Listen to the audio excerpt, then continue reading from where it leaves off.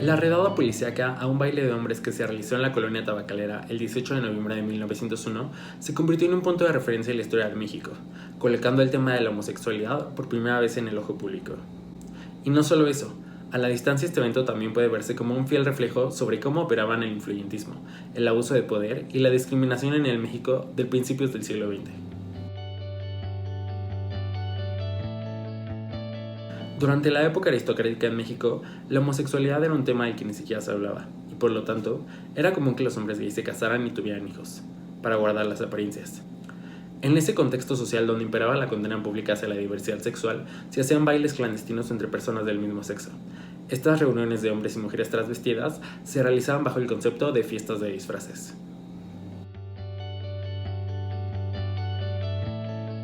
La madrugada del 18 de noviembre de 1901, elementos policiales efectuaron una redada en un baile entre hombres, que tenía lugar en un domicilio particular de la colonia tabacalera de la Ciudad de México.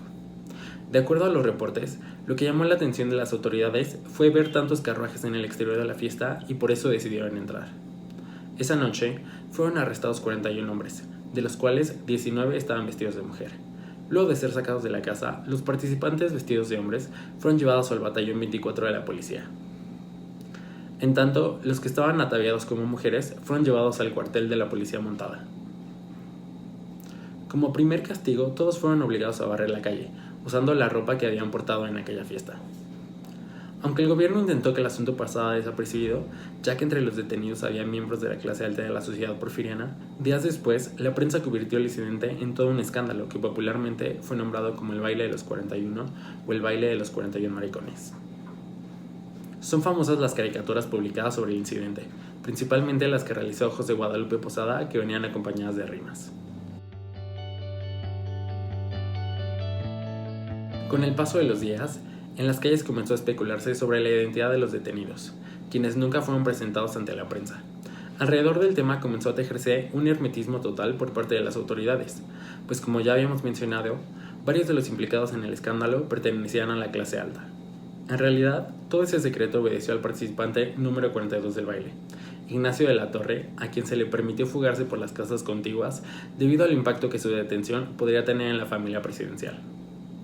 Y es que Ignacio de la Torre estaba casado con Amada Díaz, hija mayor del presidente Porfirio Díaz.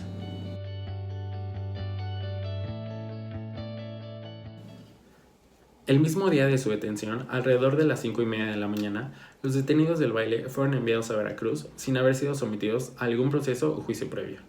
El traslado se realizó en trenes del ejército desde la estación de Buenavista. De los 41 detenidos, el periódico El País reportó que solo 12 de ellos fueron enviados a Puerto Progreso, Yucatán, donde fueron obligados a enlistarse al ejército y se les sometió a trabajos forzados aun y cuando intentaron, sin éxito, imponer un juicio de amparo. Casi un siglo después, se revelaron los nombres de algunos de estos detenidos. Se desconoce cuánto duró este cautiverio. Días después del incidente, diversas voces de la sociedad señalaron que la redada fue arbitraria e ilegal, y que en ella fueron violados los derechos civiles y humanos de los agraviados. Para empezar, al momento de entrar en la fiesta, las autoridades argumentaron que los organizadores no tenían permiso para realizar esa reunión. Sin embargo, las disposiciones de la época establecían que este solo era necesario en el caso de las celebraciones públicas.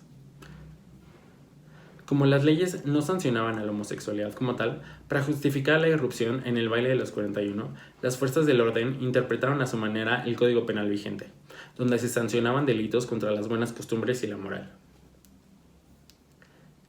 Y sería precisamente con el argumento de faltas a la moral con el que adelante se perseguiría a la homosexualidad en México. Si bien este tipo de fiestas y bailes privados, así como sus respectivas redadas, se siguieron presentando en los años siguientes, ninguno de estos casos alcanzó el eco que tuvo el baile de los 41. Este 2020 se estrenará El baile de los 41, un filme cuya dirección está a cargo de David Pablos. El personaje principal, Ignacio de la Torre, está interpretado por Alfonso Herrera, y la producción se encuentra a cargo de Pablo Cruz. De acuerdo con el director, la obra fílmica se estrenará en salas de cine y Netflix a finales de este año. Sin embargo, es importante tomar en cuenta el factor de COVID-19 en esta industria.